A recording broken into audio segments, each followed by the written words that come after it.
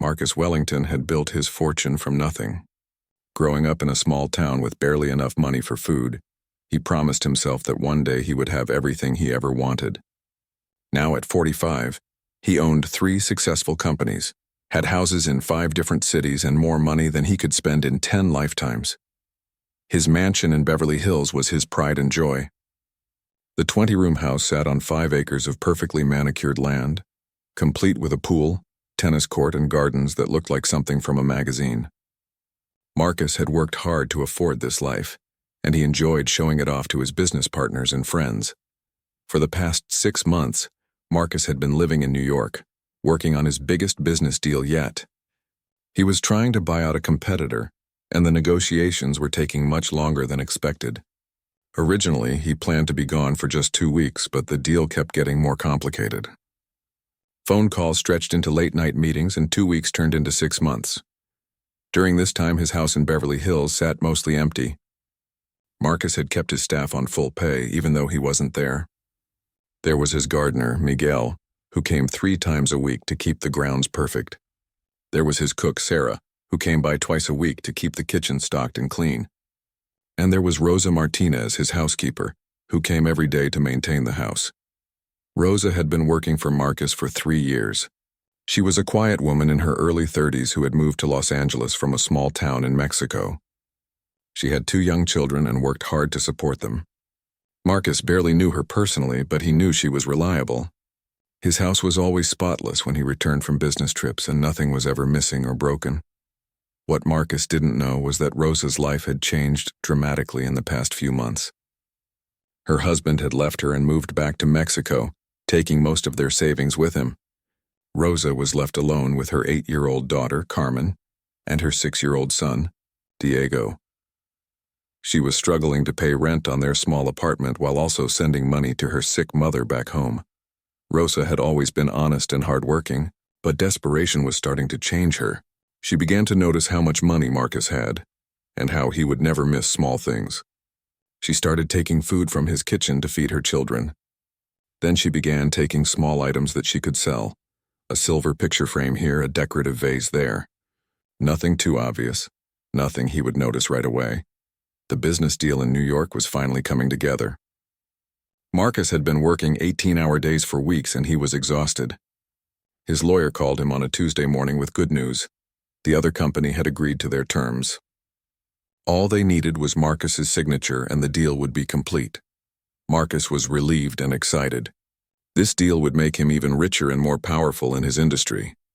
But he was also tired of living in hotels and eating restaurant food every day. He missed his own bed, his own space, his own things. He decided to fly back to Los Angeles immediately after signing the papers, instead of waiting until the weekend like he had originally planned. He didn't tell anyone he was coming home early. He wanted to surprise himself with the comfort of his own house. Marcus had his driver take him straight from the airport to his mansion. It was a Thursday afternoon around 2 o'clock. The sun was shining and his gardens looked beautiful as they drove through the front gates. As Marcus walked up to his front door, he felt happy to be home. He had his key ready and was thinking about taking a long hot shower and then relaxing by the pool. He had earned this break after months of hard work. Marcus quietly opened the front door and stepped into his foyer. The house was silent, which was normal for a weekday afternoon. Rosa usually cleaned during the day, but she was always very quiet about it. Marcus set down his suitcases and looked around. Everything looked perfect, just as he expected. He decided to walk through the house to see how everything had been maintained while he was gone. Marcus started with the living room, which looked exactly as he had left it. The furniture was clean, the floors were polished, and everything was in its proper place. Next, he went to his study, where he kept his most important papers and personal items. This room also looked perfect. His desk was clean, his books were dusted, and his computer was exactly where he had left it. Marcus then walked toward the kitchen, planning to get a glass of water before going upstairs to his bedroom. As he got closer to the kitchen, he could hear quiet sounds. Someone was definitely in there. He assumed it was Rosa, probably cleaning or organizing something. But as Marcus got closer, the sounds became clearer. He could hear voices, not just Rosa's voice, but children's voices too. This was strange. Rosa had never brought anyone to the house before, and Marcus had never given her permission to have visitors. Marcus slowed down and listened more carefully.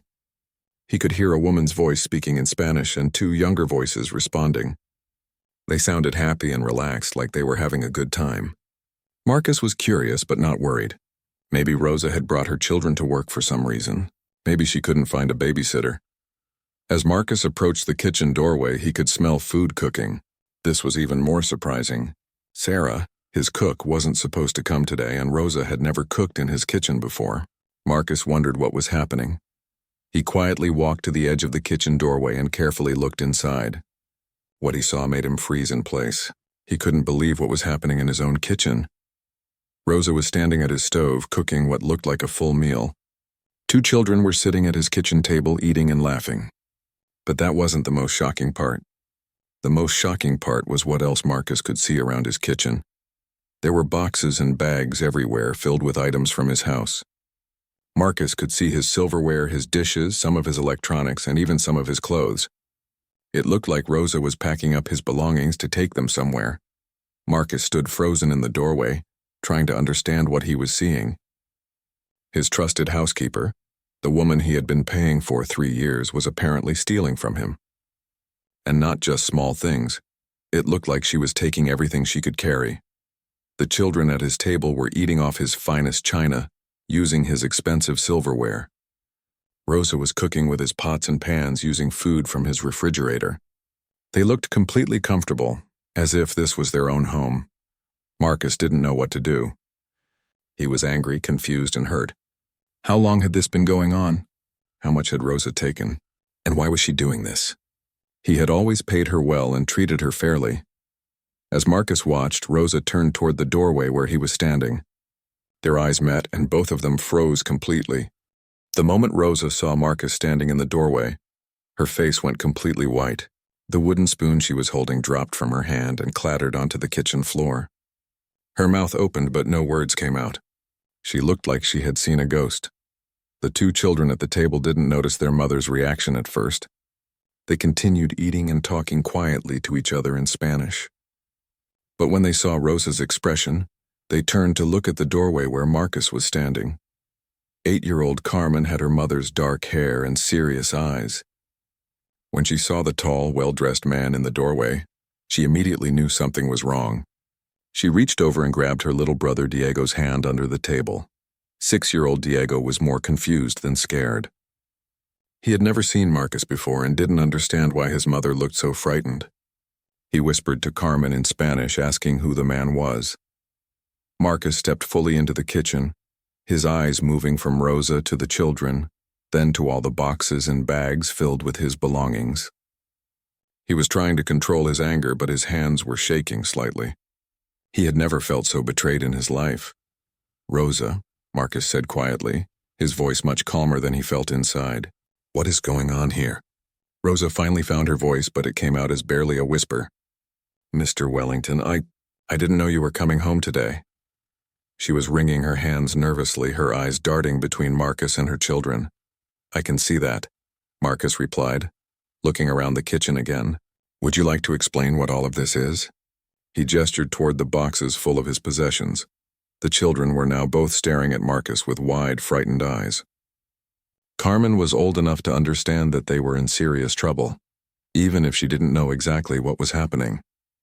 She squeezed Diego's hand tighter and whispered to him to be quiet. Rosa's mind was racing.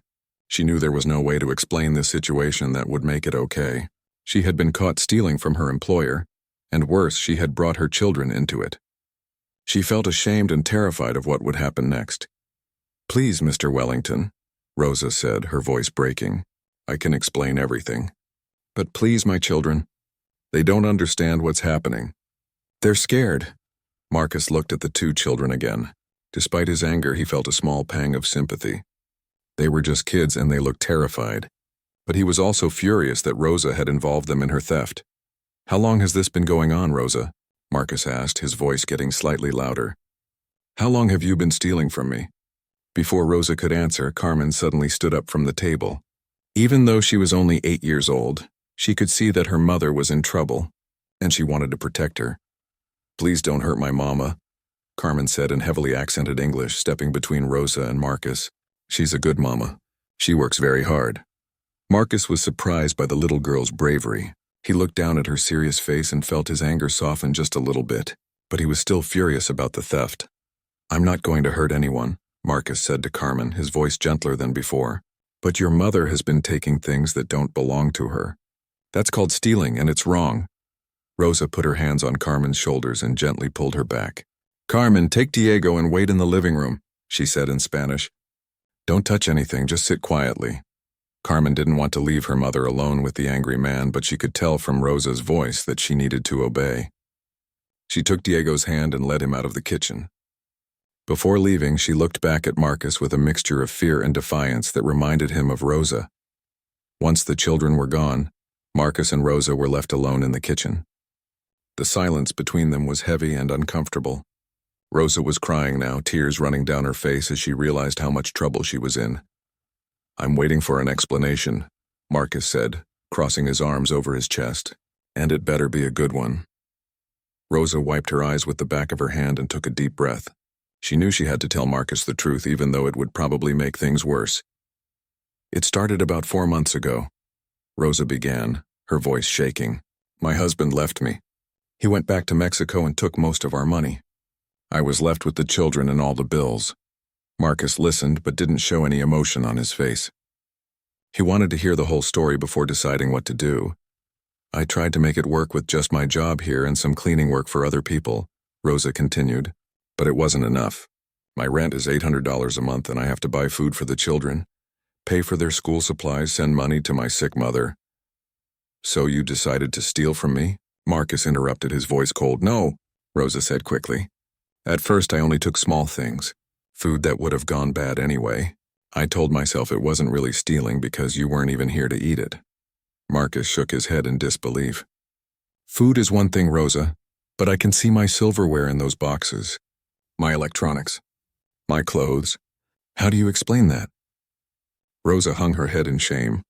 I know it was wrong, but I was desperate.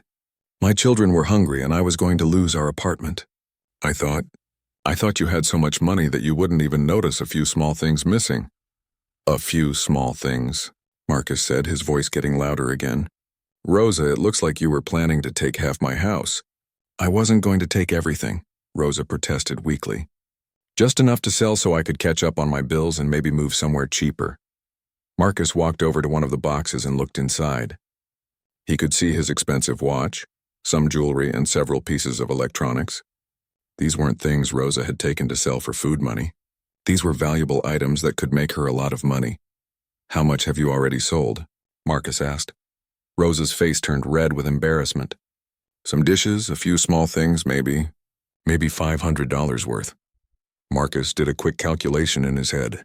The items he could see in the boxes were worth thousands of dollars.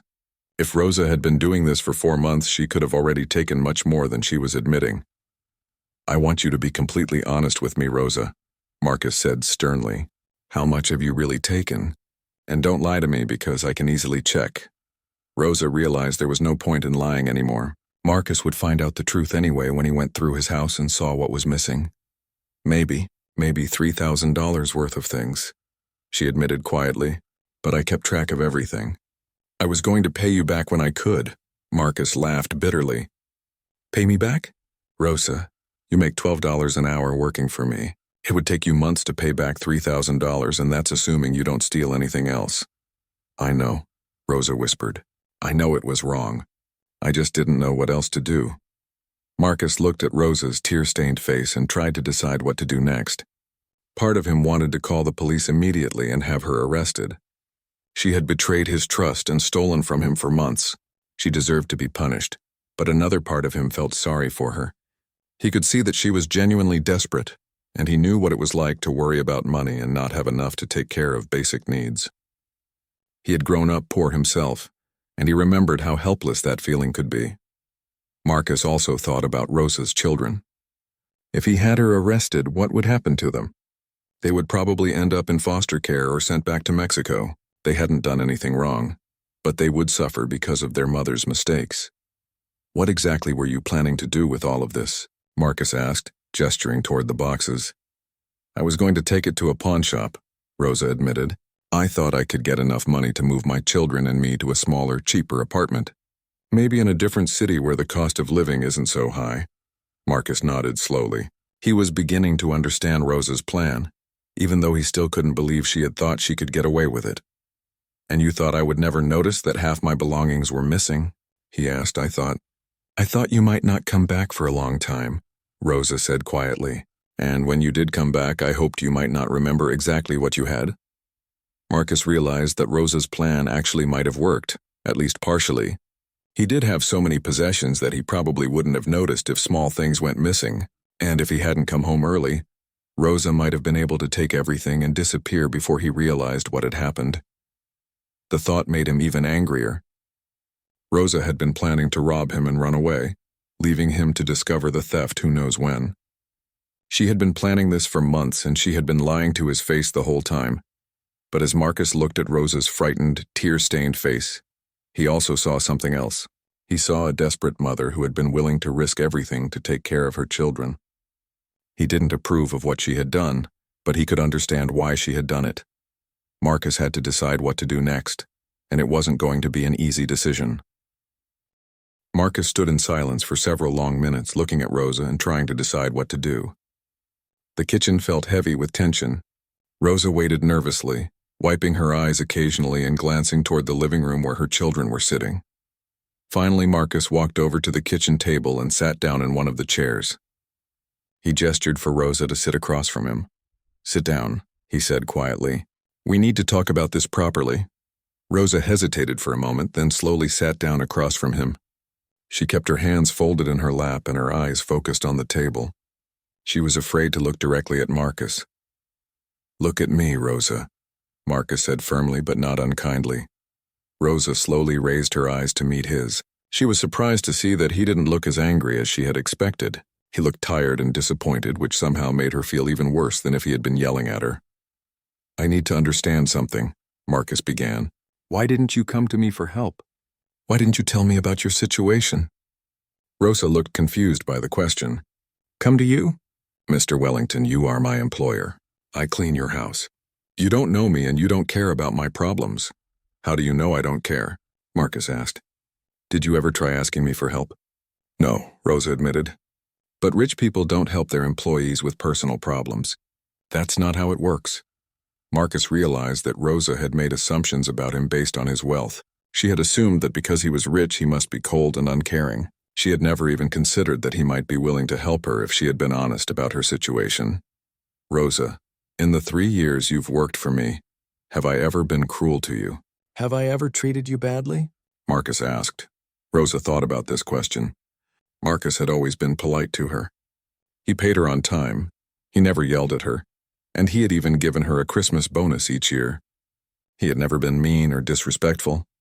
"No," Rosa said quietly. "You have always been fair to me." "Then why did you assume I wouldn't help you if you needed it?" Marcus asked. Rosa didn't know how to answer this question. She realized that she had never really thought about Marcus as a person. To her, he had just been a rich boss who paid her to clean his house. She had never considered that he might have feelings or that he might care about other people's problems. "I don't know," Rosa said honestly. "I guess I just thought that rich people live in a different world. I never imagined that you would want to help someone like me." Marcus nodded slowly. He was beginning to understand Rosa's perspective even though he didn't agree with what she had done. "Tell me about your children," Marcus said, changing the subject slightly. "What are their names?" Rosa looked surprised by this question. "Carmen is 8 and Diego is 6, she said. "Carmen is very smart. She gets good grades in school and helps me take care of Diego. Diego is more playful, but he's a good boy too." "What do you want for them?" Marcus asked. "What kind of future do you hope they'll have?" Rosa's face softened when she talked about her children. "I want them to have opportunities that I never had. I want Carmen to go to college and become something important, maybe a doctor or a teacher. I want Diego to be able to play sports and have friends and not worry about money." "And you thought stealing from me would help you give them those opportunities?" Marcus asked. Rosa's face fell again. "I know it was wrong. I was just so desperate. I couldn't see any other way." Marcus was quiet for a moment, thinking about everything Rosa had told him. He was still angry about the theft, but he was beginning to see the whole situation differently. "Rosa, do you know how much money I made last month?" Marcus asked. Rosa shook her head. "I made more money last month than you'll probably make in your entire lifetime," Marcus said. "The business deal I just completed will make me millions of dollars." Rosa didn't know what to say to this. She had known Marcus was very rich, but she had never really thought about exactly how rich. "The $3,000 worth of things you stole from me," Marcus continued. "That's less money than I spend on a single business dinner. It's less than I tip the valet when I park my car." Rosa felt even worse hearing this. It made her realize how small and desperate her actions must have seemed to Marcus. "But here's what you need to understand," Marcus said, his voice becoming more serious. "The amount of money doesn't matter. Stealing is wrong whether you take $3 or $3 million. You betrayed my trust, and that hurts more than the money." "I know," Rosa whispered. "I'm so sorry." Marcus could hear the children talking quietly in the living room. He thought about what Rosa had said about wanting to give them opportunities and a better life. He remembered being their age and being hungry sometimes because his family didn't have enough money for food. "I'm going to ask you some questions, and I want you to be completely honest with me," Marcus said. "If you lie to me about anything, I'll call the police immediately. Do you understand?" Rosa nodded quickly. "Yes, I understand. How much money do you need to get caught up on your bills and find a new place to live?" Marcus asked. Rosa was surprised by this question. She had expected him to ask about the stolen items, not about her financial needs. I owe 2 months of rent, so that's $1,600. And I need first month's rent and a security deposit for a new apartment. Probably another $1,600. And I have some other bills." Rosa calculated quickly in her head. "Maybe $4,000 total." "What about your mother in Mexico? You said she was sick. She needs surgery, but she can't afford it." "The surgery costs about $3,000, Rosa said. Marcus did some quick math. Rosa needed about $7,000 to solve her immediate problems. To Marcus, $7,000 was nothing. He probably spent that much on clothes every few months. "What kind of work can you do besides housekeeping?" Marcus asked. "I used to work in a restaurant before I came to Los Angeles. I can cook, I can serve tables, I can clean." "I'm not afraid of hard work," Rosa said. "Can you read and write in English?" "Yes, but not perfectly. My English is getting better, but it's still not as good as my Spanish." Marcus nodded. He was forming an idea, but he wasn't sure if it was a good idea or a terrible one. From the living room, they could hear Diego asking Carmen when they were going home. Carmen was trying to keep him quiet, but she sounded scared and confused. "Your children," Marcus said. "Do they know what you've been doing?" "No," Rosa said firmly. "They think I brought them here today because I couldn't find a babysitter. They don't know about the other things." "How often have you brought them here?"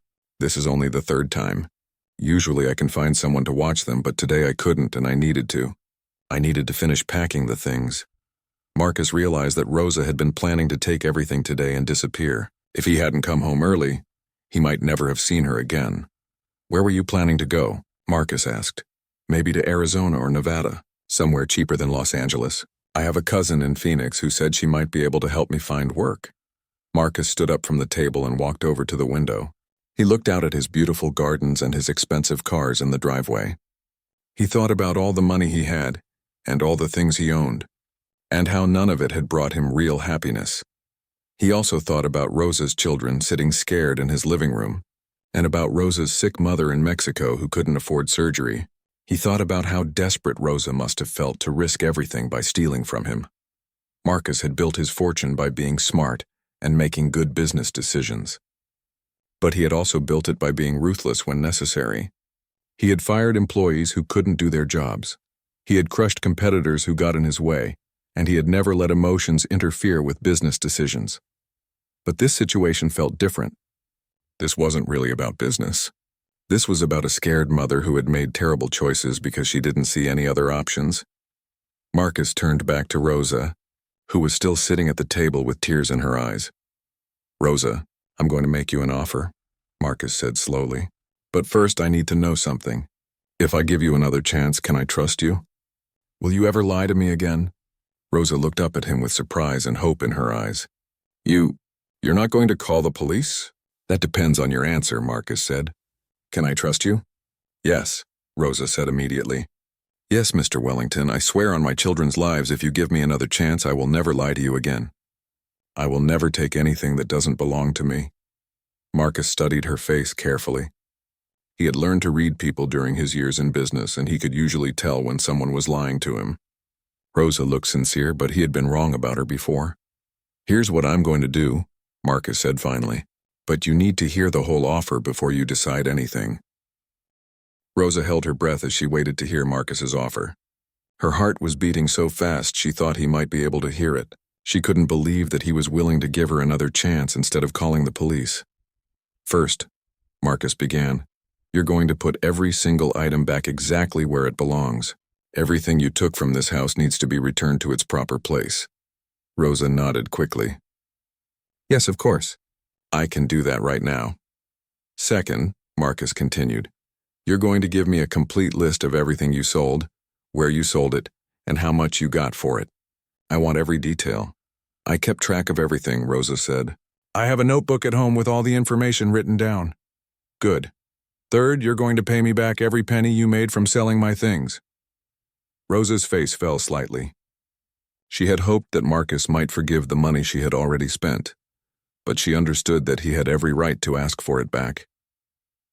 It will take me a long time to pay you back, Rosa said quietly, but I will do it. I promise. We'll talk about how you're going to pay me back in a minute, Marcus said, but first let me finish explaining my offer. Rosa nodded and waited for him to continue. You said you need $4,000 to get caught up on your bills and find a new apartment. And you said your mother needs $3,000 for surgery. Is that correct? Yes, but I don't expect you to, Rosa started to say. Marcus held up his hand to stop her. Let me finish. I'm going to give you the $7,000 you need. Rosa's eyes widened in shock. She couldn't believe what she was hearing. Mr. Wellington, I can't accept that much money from you. That's too much. I'm not giving it to you, Marcus said firmly. I'm lending it to you. There's a big difference, Rosa looked confused. I don't understand. Here's how this is going to work, Marcus explained. I'm going to lend you $7,000 at 0% interest. You're going to use that money to pay your bills, find a new apartment, and pay for your mother's surgery. Rosa was still confused about why Marcus would do this for her, but she was listening carefully to every word. In addition to paying back the loan, you're also going to pay me back the money you made from selling my things. So in total, you'll owe me about $7,500. Rosa did some quick math in her head. Even without interest, it would take her years to pay back that much money on her current salary. But here's the other part of my offer, Marcus continued. I'm going to give you a new job. A new job? Rosa asked. I'm starting a new business, Marcus explained. I'm going to open a high-end cleaning service for wealthy people in Los Angeles. Rich people who want their houses cleaned by professionals who are reliable and trustworthy. Rosa wasn't sure where Marcus was going with this idea. I want you to be the manager of this business, Marcus said. You'll hire the other cleaners, you'll train them, and you'll make sure they do good work for our clients. Rosa's mouth fell open in surprise. You want me to be a manager? But I'm just a housekeeper. I don't know how to run a business. You know how to clean houses better than anyone I've ever seen, Marcus said. And after today, I know you understand how important it is to be honest and trustworthy. Those are the two most important qualifications for this job. But I've never managed other people before. What if I'm not good at it? I'll teach you, Marcus said simply. I'll teach you everything you need to know about running a business. How to hire people, how to keep track of money, how to talk to clients, how to solve problems. Rosa couldn't believe what she was hearing. Marcus was offering her a chance to be something more than just a housekeeper. He was offering her a chance to have a real career. How much would this job pay? Rosa asked quietly. $50,000 a year to start, Marcus said. With bonuses if the business does well. Rosa had never made anywhere near that much money in her entire life. $50,000 a year would be enough to give her children everything they needed and more. Why would you do this for me? Rosa asked, tears starting to form in her eyes again. After what I did to you, why would you help me? Marcus was quiet for a moment, thinking about how to answer her question. Do you know how I made my first $1 million, Rosa? Marcus asked. Rosa shook her head. I cheated on my taxes, Marcus said simply. I was young and desperate, and I thought the government would never notice if I didn't report some of my income. Rosa was surprised by this admission. She hadn't expected Marcus to tell her about his own mistakes. "I got caught just like you got caught today," Marcus continued. "I had to pay a huge fine and I almost went to prison. But my lawyer believed in me and helped me work out a deal with the government." "What kind of deal?" "I had to pay back all the money I owed, plus interest and penalties. But instead of going to prison, I was allowed to do community service. I spent 2 years working for free at a non-profit organization that helped poor families." Marcus paused and looked out the window again. "Working with those families changed my life," he said. "I met people who were struggling just like you're struggling now. Good people who had made bad choices. Because they didn't see any other options." Rosa was beginning to understand why Marcus was willing to help her. "The woman who ran that non-profit organization saw something in me that I didn't even see in myself," Marcus continued. "She taught me that making mistakes doesn't make you a bad person. It just makes you human." "What happened to her?" Rosa asked. "She died 5 years ago," Marcus said sadly. "Cancer. But before she died, she made me promise that I would help other people the way she helped me." Rosa realized that Marcus was helping her, not just because he felt sorry for her, but because someone had once helped him in a similar situation. "I haven't kept that promise very well," Marcus admitted. "I've been so focused on making money and being successful that I forgot about helping other people. But meeting you today reminded me of that promise." Rosa was crying again, but this time they were tears of gratitude and hope instead of fear and shame. "There are conditions to my offer," Marcus said, becoming more businesslike again. "First, you have to take classes to improve your English. I'll pay for the classes, but you have to go to them regularly and work hard." "I would love to improve my English," Rosa said. "Second, you have to take some business classes at the community college. You need to learn about accounting, customer service, and management." "I'll do whatever you think I need to do," Rosa promised. "Third, you have to move your family closer to Beverly Hills. The cleaning service will be based here. And I need you to be able to get to work easily." Rosa nodded. This wouldn't be a problem since she was already planning to move anyway. "And fourth," Marcus said, his voice becoming very serious, "you have to be completely honest with me about everything from now on. If you have problems, you come to me and ask for help instead of trying to solve them by yourself in ways that could get you in trouble." "I promise," Rosa said, wiping her eyes. "I will never lie to you again, and I will never take anything that doesn't belong to me." "One more thing," Marcus added. "You'll be paying me back $200 a month until the loan is completely paid off. At that rate, it will take you about 3 years to pay back everything you owe me." Rosa calculated quickly. $200 a month would be manageable with her new salary, and 3 years didn't seem like too long. "I can do that," Rosa said. "But Mr. Wellington, why are you being so kind to me? I still don't understand." Marcus sat back down at the table across from Rosa. "Do you want to know the truth?" Rosa nodded. "I'm lonely," Marcus said simply. "I have more money than I can spend. I have houses all over the country, I have expensive cars and fancy clothes. But I don't have any real friends. I don't have a family. I don't have anyone who cares about me as a person instead of just as a rich boss." Rosa was surprised by this admission. She had never thought that rich people could be lonely. "When I saw you in here with your children today, even though you were stealing from me, I saw something I've never had," Marcus continued. "I saw a family. I saw people who love each other and take care of each other." "But you could have a family if you wanted one," Rosa said. Marcus shook his head. "It's not that easy. When you have as much money as I do, you never know if people like you for yourself or for your money. Every woman I've ever dated has been more interested in my bank account than in me." Rosa began to understand that Marcus's life wasn't as perfect as it appeared from the outside. "So, when I give you this opportunity," Marcus said, "I'm not just helping you. I'm also helping myself. I'm hoping that maybe you and your family can become the friends I've never had. We would be honored to be your friends," Rosa said sincerely. Marcus smiled for the first time since he had come home. "Good. Now, do you accept my offer?" "Yes," Rosa said without hesitation. "I accept your offer, and I promise I will work harder than I've ever worked in my life to make you proud of me." "Excellent," Marcus said, standing up from the table. "Let's go talk to your children and explain what's going to happen." They walked into the living room where Carmen and Diego were sitting quietly on the couch. Both children looked up nervously when Marcus and Rosa came into the room. Carmen, Diego, Rosa said in Spanish, I need to tell you something important. The children listened carefully as Rosa explained that she had made some mistakes, but that Mr. Wellington was going to help their family.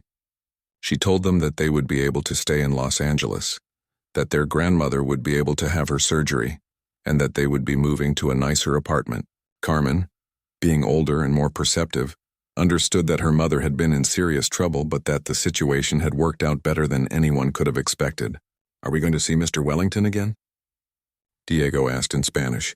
Rosa looked at Marcus, who had been trying to follow the conversation, even though he didn't speak Spanish. Yes, Rosa said in English so Marcus could understand. Mr. Wellington is going to be our friend, and I'm going to work for him in his new business. Diego smiled shyly at Marcus. Thank you for helping my mama, he said in his best English. Marcus felt his heart warm at the little boy's words. You're welcome, Diego. Carmen was more reserved, but she also thanked Marcus politely.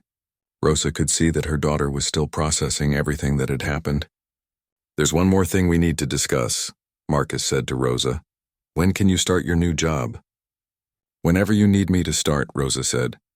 But I should probably give my current cleaning clients some notice. How many other people do you clean for? 3 families, but only part-time. I can probably finish with them by the end of next week. Perfect, Marcus said. That will give me time to set up the business properly. I'll need to get an office, set up a phone line, create some marketing materials. Rosa was amazed at how quickly Marcus was able to think through all the practical details. In the meantime, Marcus continued, I want you to put all of my things back where they belong, and I want you to bring me that notebook with the information about what you sold. I can put everything back right now, Rosa said, and I'll bring you the notebook tomorrow morning. Good. And Rosa? Yes? Bring your children with you tomorrow. I'd like to get to know them better. Rosa smiled. They would like that very much. As Rosa and her children began putting Marcus's belongings back where they belonged, Marcus watched them work together as a team. Carmen was careful and methodical, making sure everything was placed exactly right. Diego was eager to help, even though he was too small to carry the heavier items. For the first time in years, Marcus felt like his house was truly alive with the sound of family. 3 months later, Marcus was sitting in his new office, reviewing the financial reports from Wellington Premium Cleaning Services. The business was growing faster than he had ever expected. Word had spread quickly among wealthy families in Beverly Hills about the reliable, honest cleaning service, and they already had more clients than they could handle.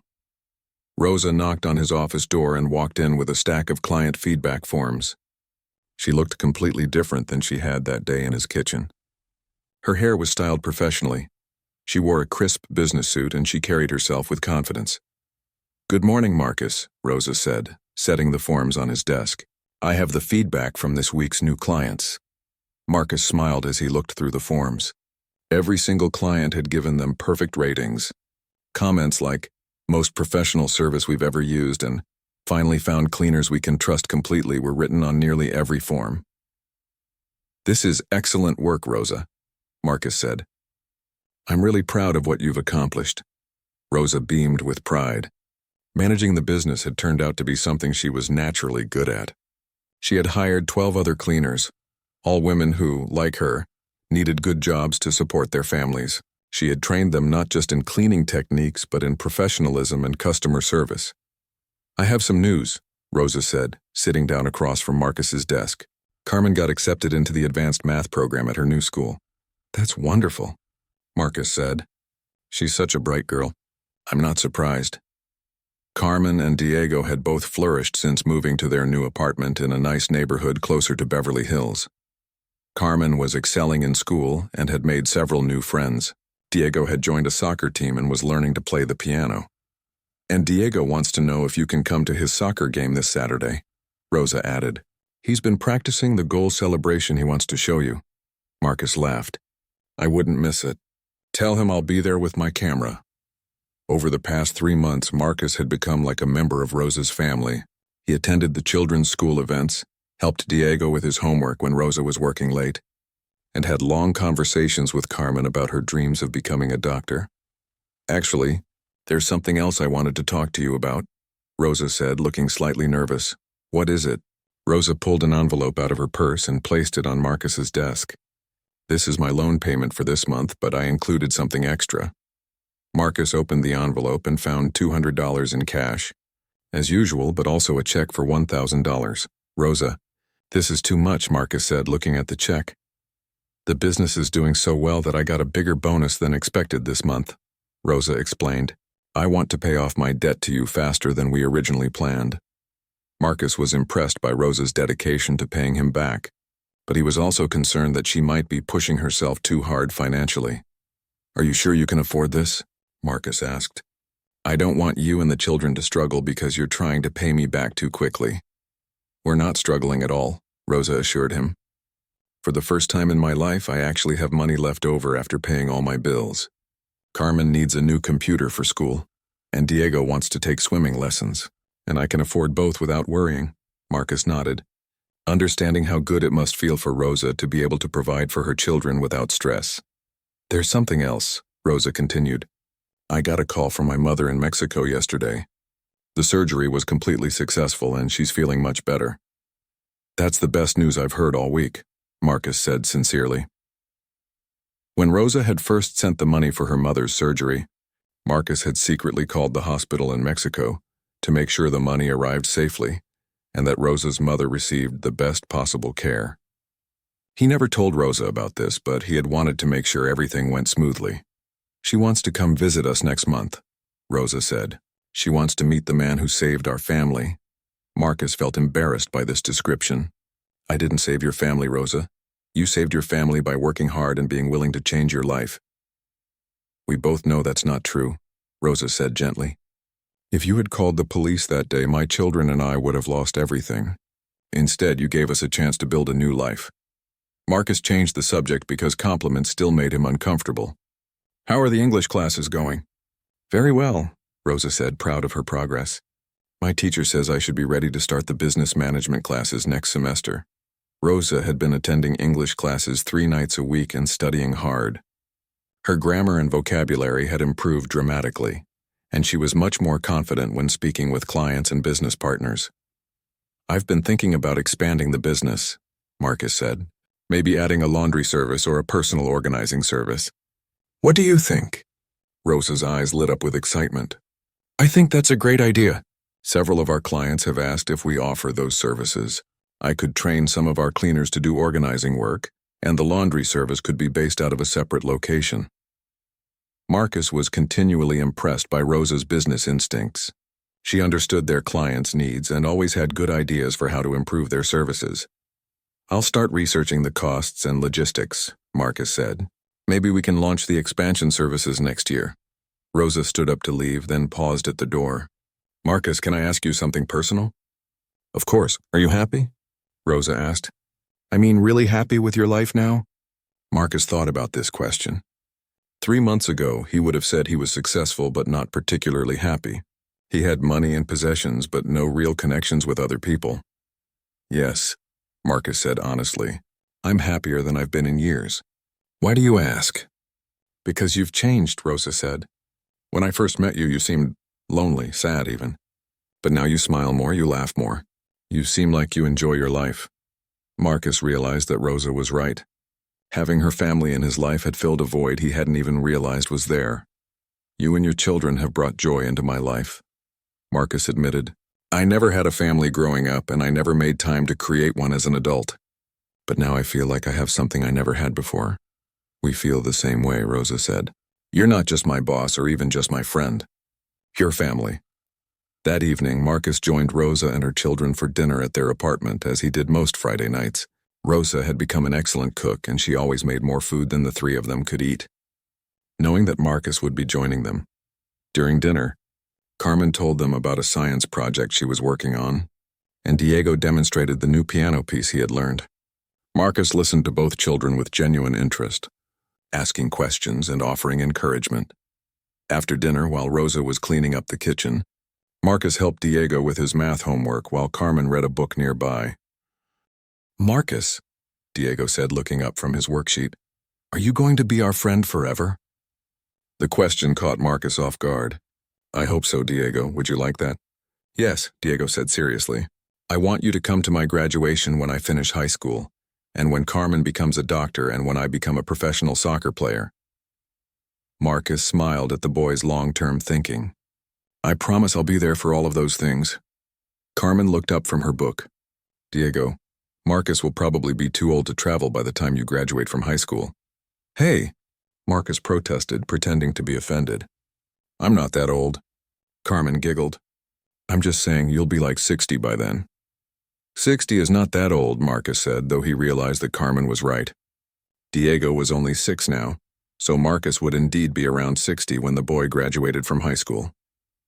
The thought of growing older didn't depress Marcus the way it once had. Now he looked forward to watching Rosa's children grow up, to being part of their lives through all their milestones and achievements.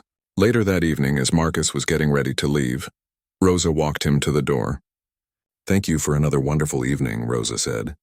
"The children always look forward to Fridays because they know you'll be here." "I look forward to it too," Marcus said. "It's the best part of my week." "Marcus, can I ask you something that I've been wondering about?" "Sure. Do you ever regret not calling the police that day? Do you ever worry that other people might think you were too soft?" Marcus considered this question carefully. "No, I don't regret it at all. Calling the police would have solved nothing. You would have gone to jail, your children would have suffered, and I would have gotten back a few $1,000s worth of things that I didn't even miss. But some people might say that I should have been punished for what I did." "You were punished," Marcus said. "You were terrified, you were ashamed, and you had to face the consequences of your actions. But more importantly, you learned from your mistakes and used the second chance to build a better life." Rosa nodded, understanding his point. "Besides," Marcus added, "the best way to prevent people from stealing is to make sure they don't feel desperate enough to steal in the first place. Giving you a good job and a chance to support your family honestly was much more effective than punishing you would have been." As Marcus drove home that night, he reflected on how much his life had changed. His house no longer felt empty and cold. His work felt meaningful because he was building something with Rosa instead of just making money for himself. Most importantly, he no longer felt alone in the world. He had found the family he never knew he wanted, and in doing so, he had discovered what it truly meant to be wealthy. 2 years later, Marcus stood at the front of a crowded community center, looking out at an audience of about 50 people. He was nervous, which was unusual for him.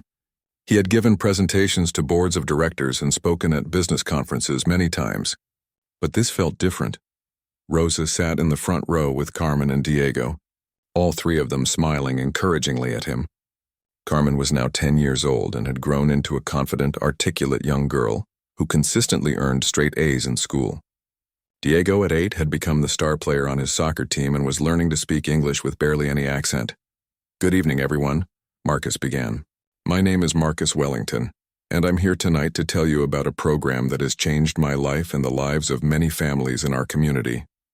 The audience was made up of social workers, community leaders, and local business owners. Marcus had been invited to speak about the Second Chance Initiative, a program he had developed based on his experience with Rosa. 2 years ago, I discovered that someone I trusted had been stealing from me. Marcus continued. I could have called the police and had this person arrested. Instead, I decided to try something different.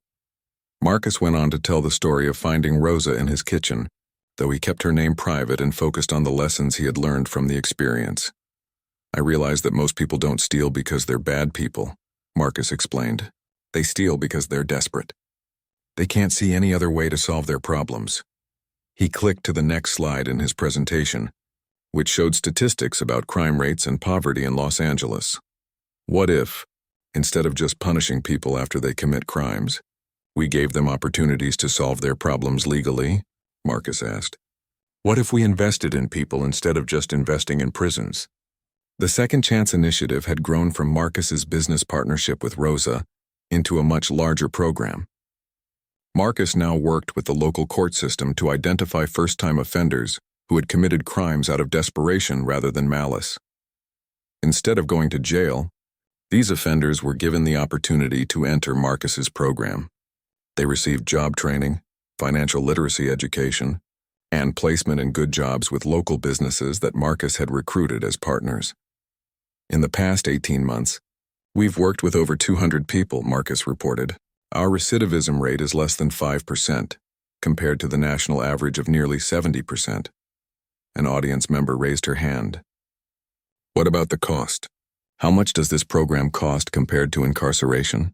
Marcus clicked to his next slide, which showed a cost comparison. It costs about $30,000 per year to keep someone in prison. Our program costs about $8,000 per participant, and most participants become tax-paying citizens who contribute to the economy instead of draining resources from it. Another person asked, how do you ensure that participants don't just take advantage of the program and then go back to committing crimes? That's a great question, Marcus said. We have a very thorough screening process. We only accept people who demonstrate genuine remorse and commitment to change. We also provide ongoing support and monitoring for 2 years after program completion. Marcus clicked to his final slide, which showed photos of program graduates at their jobs with their families and at graduation ceremonies. I want you to meet some of our success stories, Marcus said. This is Maria, who was arrested for shoplifting baby formula because she couldn't afford to feed her infant son. She's now a certified nursing assistant making $40,000 a year. He pointed to another photo. This is James, who was caught stealing tools from a construction site because he was unemployed and facing eviction. He's now a licensed electrician with his own small business. Marcus could see that the audience was engaged and interested in what he was telling them. This is Sarah, who embezzled money from her employer to pay for her daughter's medical treatment. She completed our accounting training program and now works as a bookkeeper for a nonprofit organization. After Marcus finished his presentation, many people approached him with questions and offers to help expand the program. A city councilwoman wanted to discuss funding opportunities. A local business owner wanted to become a job placement partner. Rosa, Carmen, and Diego waited patiently while Marcus talked to all the interested community members. Finally, when the crowd had thinned out, they approached him. You were amazing up there, Rosa said, giving Marcus a hug. I'm so proud of you. I'm proud of all of us, Marcus replied. None of this would have been possible without your hard work and your willingness to help other people who are in the same situation you were in. Rosa had become the program coordinator for the Second Chance Initiative, while still managing Wellington Premium Cleaning Services. She interviewed potential participants, helped design the training programs, and served as a mentor to people going through the program. Marcus, Carmen said, my teacher wants to know if you would come speak to our class about entrepreneurship. I would be honored to, Marcus said. What would you like me to talk about? About how you started your businesses and about how you help people, Carmen replied. Some kids in my class have parents who are struggling, and I think it would be good for them to hear your story. Marcus was continually amazed by Carmen's maturity and empathy. At 10 years old, she was already thinking about how to help other people. Can I come too? Diego asked. I want to tell them about how you taught me to play chess. Of course you can come, Marcus said, ruffling Diego's hair. As they walked out of the community center together, Rosa fell into step beside Marcus while the children ran ahead to the car. I have some news, Rosa said quietly. I wanted to wait until after your presentation to tell you. Good news or bad news? Marcus asked. Good news, I think. I hope you'll think it's good news. Marcus waited for her to continue. I made my final loan payment this morning, Rosa said, pulling an envelope out of her purse. I'm officially debt-free. Marcus stopped walking and looked at the envelope. Rosa had paid back the entire $7,500 she owed him, plus she had insisted on paying interest even though he had told her it wasn't necessary. Rosa, you were supposed to have 2 more months of payments, Marcus said. I know, but the cleaning business had such a good quarter that I got a huge bonus. I wanted to pay it off early. Marcus felt a mixture of pride and sadness. He was proud of Rosa for working so hard to pay back her debt, but he was also sad that this chapter of their relationship was officially closed. I'm proud of you, Marcus said simply. But you know this doesn't change anything between us, right? You're still family. I know, Rosa said, smiling. But it feels good to know that I kept my promise to you. I paid back every penny just like I said I would. Marcus opened the envelope and looked at the cash inside. Then he made a decision. I want to give this money to the Second Chance Initiative, Marcus said, as a donation in your name. Rosa's eyes filled with tears.